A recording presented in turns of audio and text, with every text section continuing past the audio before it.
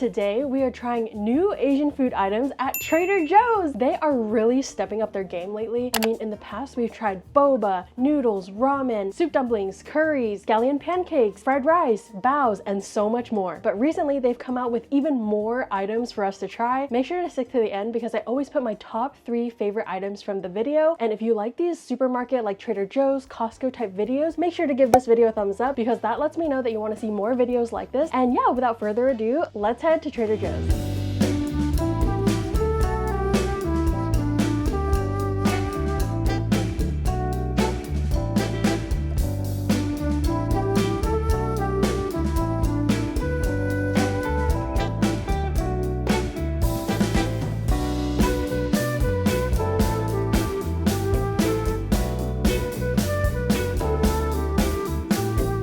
So first up, we have these squiggly knife cut style noodles with a spicy garlic sesame sauce. You might remember that they released a version of these either last year or the year before, but they did just come out with this new spicy garlic sesame flavor, which I love spicy, I love garlic, and I love sesame. So I'm very excited about this. For the cooking instructions, we bring at least 4 cups of water to a boil, add 1 noodle pack and cook for 4 minutes, add 1 sauce packet and 1 sesame paste packet to the noodle bowl, stir and enjoy. All right, here we have our spicy garlic sesame squiggly noodles. Just look at how amazing these look. Like, my mouth is literally salivating right now, and it also smells incredible. Wow, these are pretty good. Like with the original squiggly noodles, I did like them and I really like the texture of the noodles. Like, they're so fun to eat with all the different like squiggles. You can just feel the texture, but I felt like it was lacking in flavor a bit. This one is not lacking in flavor. You definitely get the nuttiness of the sesame. It's a little bit spicy, but really not much. Like, since my spice tolerance is decently high, I would prefer it to be spicier, but that's nothing a little chili oil can't fix. And I do get a hint of the garlic, but the strongest flavor for sure is the sesame. Safe to say that I really like these. I do think they are an improvement from the other squiggly noodles. Those I felt like I just had to add more stuff to it to make it more flavorful. But this one, I feel like if I didn't have anything in my kitchen to add to it, I'd be perfectly fine just eating it on its own. All right, next up we have these Trader Joe's kimbap. It's Korean tofu and vegetable seaweed rice roll. I also tried the Costco kimbap in my latest Costco video. I was able to find the tofu kimbap and the tuna kimbap. So we tried 2 different ones and I'm very curious and excited to see how this one compares. So to heat this up, we use the microwave and we cut the corner of the package, heat on high for 2 minutes, let stand for 1 minute, and then remove kimbap from the package. All right, here we have our tofu and vegetable kimbap. I did transfer them into this blue bowl, and this is the same bowl that I used for the Costco kimbap, and it looks more filled out than when I put the Costco kimbap in it, which makes me think that the Trader Joe's kimbap is bigger than the Costco kimbap. But let's go ahead and give this a try.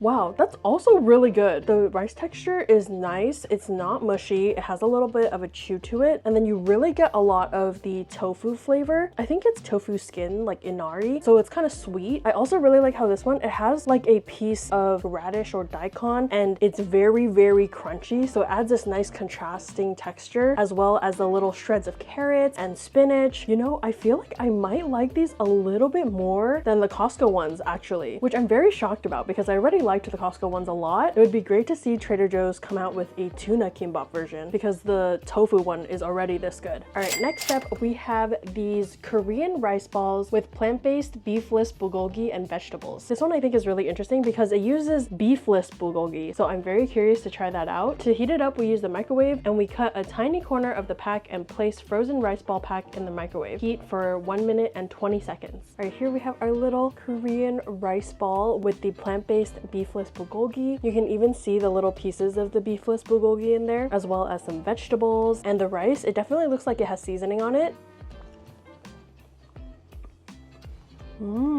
This is really nice. The rice texture again is not mushy. It has a little bit of a bite to it. And then there's this a bit of like a smoky flavor. I'm not sure if it's the seasoning of the rice or if it's from that plant-based bulgogi. The texture of the plant-based bulgogi is more of like a tofu skin type of texture. So not exactly like the texture of real beef, but I don't really mind it. They're in such small chunks, so I feel like when you're eating it, you can't really tell. But yeah, overall, I'm very pleased with this. I definitely think it's a good like quick snack. Even though it's using beefless bulgogi, I don't necessarily think that meat is missing. I feel like it's a very well-rounded rice ball. Next up, we have this tropical green tea instant boba kit. It's passion fruit, mango, and green tea tapioca pearl drink mix. I was really excited to see them come out with another instant boba product because I do like their brown sugar boba kit. So I'm very curious about this tropical version. For the heating instructions, you can use microwave or stovetop. In my personal experience, when I tried the other instant boba kit from Trader Joe's, I tried both preparations and I actually thought the microwave instructions yielded a better result. So I'm gonna go ahead and use the microwave one. So we carefully cut open corner of the pouch, place pouch upright in a microwave safe cup, heat on high for 45 seconds or until contents are heated through. Carefully remove pouch from cup and pour contents into a cup for serving. Add water, tea, sparkling water, or your beverage of choice. Add ice, stir, and enjoy. All right, here we have our tropical green tea instant boba kit. It said to add water, tea, or sparkling water, but I felt like since it's the first time I'm trying it, I should just try it with water. Of course, we're using our Feed Me Glass boba straw. Link will be in the description as always.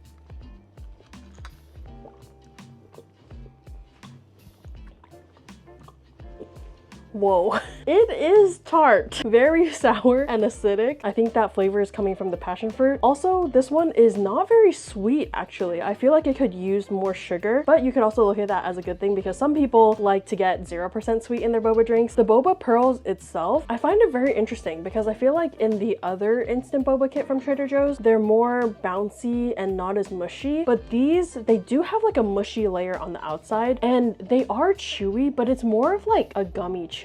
I feel like since the drink is fruity and then the boba is like a gummy chewy, it makes it taste like a fruit gummy. Very interesting. I feel like I do get the passion fruit flavor and some mango flavor as well, but the passion fruit flavor I get is mostly just sourness and the mango flavor I wish was stronger and sweeter. And I'm not getting much of a green tea flavor either. So overall, I like the brown sugar instant boba kit better. Not sure if I'd get this one again. Next up, we have these mini shrimp bao, which are bao buns with shrimp patties and dipping sauce. Just look at them on the packaging. They look so cute. It comes with 8 baos, and to heat it up, you can use a steamer or the microwave. We're gonna use the steamer. So we remove frozen bao from packaging and place in a steamer or double boiler. Steam for 6 to 8 minutes or until heated through. Let rest for 1 minute and serve with dipping sauce. For the sauce, place unopened packet in a bowl of warm water until thawed and ready for dipping. All right, so here we have our mini shrimp baos. They're so tiny and cute. The buns look really soft. And then we also have our dipping sauce. So I'm just gonna go ahead and give it a little dip. Oh, whoa. The lemongrass flavor is really strong. I did not expect that. The sauce is almost like a sweet garlic chili sauce. It has a tanginess to it and it pairs pretty well with the shrimp buns. The bao, it looked really fluffy, but as I ate it, it kind of gets this like gummy texture, which that does happen with some baos. So it doesn't ruin it for me. I just expected it to be different. And the shrimp patty, it does have a decent shrimp flavor, but I think the overpowering flavor is for sure the lemongrass. I think I would prefer it if it was less heavy on the lemongrass or even just didn't have lemongrass at all, but that's also just my personal preference and opinion. So if you like lemongrass a lot, you might really like this. Next up, we have this pad see ew stir-fried Thai rice noodles with vegetables, tofu, and soy sauce. To heat it up, it says to use the microwave. So we remove outer packaging and peel back 1 corner of film, place in microwave and heat on high for 2 minutes. Carefully peel back film and stir noodles. Heat for an additional 1 to 2 minutes or until heated through. All right, here we have our pad see ew. I'm using this bowl to hold it because it's really hot actually. It also smells super, super garlicky. Like it's so fragrant. And as a garlic lover, I'm very excited. Okay, right off the bat, I'm really happy with the texture of the noodles. I was worried that they would just break apart, but they actually have a nice chew. The vegetables add a nice crunch. The tofu, it doesn't have a lot of flavor. However, since they're such small pieces, you don't really notice. And the garlic flavor is definitely there. I would say that's the most prominent flavor of the dish is actually garlic. So if you're not a huge fan of garlic, or if you're a vampire, I would definitely say stay away. But personally, I approve. I would definitely get this again. Next up, we have these jalapeno and cream cheese crispy wontons. They're cheesy, spicy filling wrapped in hand-folded wontons. So for the cooking instructions, they have the conventional oven or the air fryer. As you guys know, we love the air fryer. So we're gonna preheat the air fryer for 5 minutes at 350 degrees. Remove all packaging and place frozen wontons in the air fryer tray. Air fry for 5 to 7 minutes until golden brown. Let stand 2 minutes before serving. Okay, here we have our jalapeno cream cheese wontons. Let's see how crispy they sound. Pretty crispy. I might have just burned my tongue on the cream cheese filling, but worth it. They're pretty good. The outside has this nice light crisp, and then the inside, it's creamy, it's rich. I love the kick of spice from the jalapeno. This is like everything I love in one small package. I think this would definitely be a crowd pleaser at a party or just like as a little hors d'oeuvre or something. Next up, we have this spicy peanutty noodle bowl with chicken. It's Asian style noodles with vegetables, ground chicken, and spicy peanut sauce. So to cook this, you can do it in the microwave or the stovetop. I'm just gonna do the microwave instructions. So we remove bowl from outer packaging, cook on high for 3 to 5 minutes, peel back film and stir contents, recover with film, cook for an additional minute or to an internal temperature of 165 degrees. Let stand for 1 to 2 minutes, carefully remove from microwave, stir and serve. Okay, here we have our spicy peanutty noodle bowl with chicken. It smells amazing. The flavor is not bad. It's definitely nutty from the peanuts, and the spice, it's subtle. It's there, but it's subtle. The noodles, I wish they were bouncier. They're not mushy, but they just don't really have a bite to it. They hold on to a lot of the flavor of the sauce, which is nice. I do like the addition of the ground chicken and the vegetables. Overall, I think it's not bad. Like, is it the best thing we tried in this video so far? I would say no, but I think in the future, I could see myself getting this again. Next up, we have these bubble waffles. They have crispy edges with chewy mochi-like middle, and I'm super excited about these because these are literally one of my favorite desserts since I was a kid. Not a lot of places sold this back then, so it's wild that you can get a frozen version from Trader Joe's and have it at home. So to heat it up, they have the air fryer, toaster oven, or microwave methods. We're of course gonna do the air fryer one. So we remove bubble waffle from packaging and place in the air fryer basket. Heat at 325 degrees for 3 to 5 minutes or until it is warmed through and crisp. All right, here we have our crispy egg waffles. They literally look like the ones you can get at a dessert shop, and they just have this nice fragrant waffle smell. I'm actually kind of picky when it comes to my egg waffles or gaidenzai because, like I said, I've been eating them since I was a kid, and a lot of places don't make it right. Usually I would tear off each little circle and eat it like that, but today I'm just gonna go right in. The edges are quite crispy. The inside is really mochi-like it said on the package. So it's very chewy and stretchy. I will say the texture is different from your traditional egg waffles, but it's still good. Like me personally, I don't like when the bubble waffles are really cakey inside. So even though this isn't the exact same chewiness that I look for in authentic bubble waffle, it's still pretty good. It does have a nice light sweetness, but it's not overly sweet at all, which is nice. Wow, this fulfilled my gaidanzai craving, so I will definitely be repurchasing this. Next up, we have these spring rolls with shrimp and cashew dipping sauce. I don't think I've ever had spring rolls with cashew dipping sauce before. Of course, I've had the usual peanut sauce. So it comes with 2 rolls, and of course there's shrimp, cabbage, some noodles, carrots, and some other vegetables. And the cashew sauce has some like chili flakes in there, it looks like. Oh wow. Upon touching it, the rice paper feels like tough, not soft and stretchy like rice paper usually feels on spring rolls. So that makes me a bit nervous, but let's give it a dip into this cashew sauce.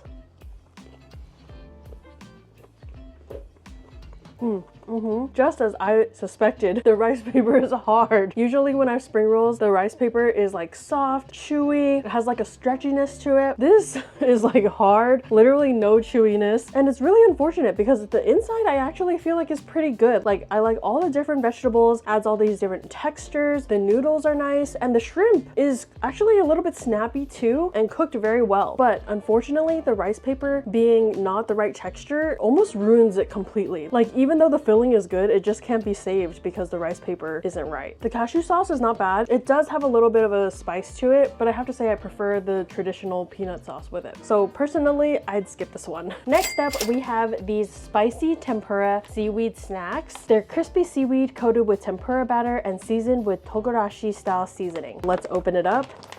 Oh wow, there's like barely any in here. This is like 75% air. They do look and feel very crispy. They are super crispy. I'd actually say that they're more crunchy than crispy. That being said, they're quite tasty. I like the seaweed flavor. It comes through a lot, and you get a hint of spice from the togarashi. I think as you eat more and more of them, the spice will build. But overall, these are really good. I would definitely get them again. My one critique would be that I wish it was a little less crunchy. It's just a bit too crunchy for me. But other than that, these are a perfect little snack. Next up, we have these mango sticky rice crisps. It says all the flavors of the classic Thai dessert in a bite-sized crispy snack. Let's open them up. Oh my gosh, as soon as I ripped that off, I could smell mango. Very, very strong mango smell. And if you know me, mango is my favorite fruit, so this smell makes me so happy. They're like these little circular crisps. They almost look like Rice Krispie treats. Whoa, very interesting. The little rice crisps are very, very crunchy. And then there's these little pieces of like dried mango. So you'll get a few bites of crunchiness, and then you'll get these little bites of kind of gummy texture. You get a hint of coconut as well. I will say that it does kind of capture the flavor of mango sticky rice, which is wild. Like in this little thing, it tastes like mango sticky rice. I'm trying to decide if I like it. Is it my favorite snack ever? No, but it's not bad. I'll probably finish the bag, but I don't know if I'd get it again. I don't know. I'm a little bit confused about this. So if you guys have tried this, let me know in the comments what you think, because I'm very curious. I'm still trying to decide whether or not I like it. Next up, we have these brown sugar boba mochi. It's soft and chewy rice cakes with a gooey boba pearl center. They come in these little individual packs. It feels so soft and squishy. I love squishing mochi.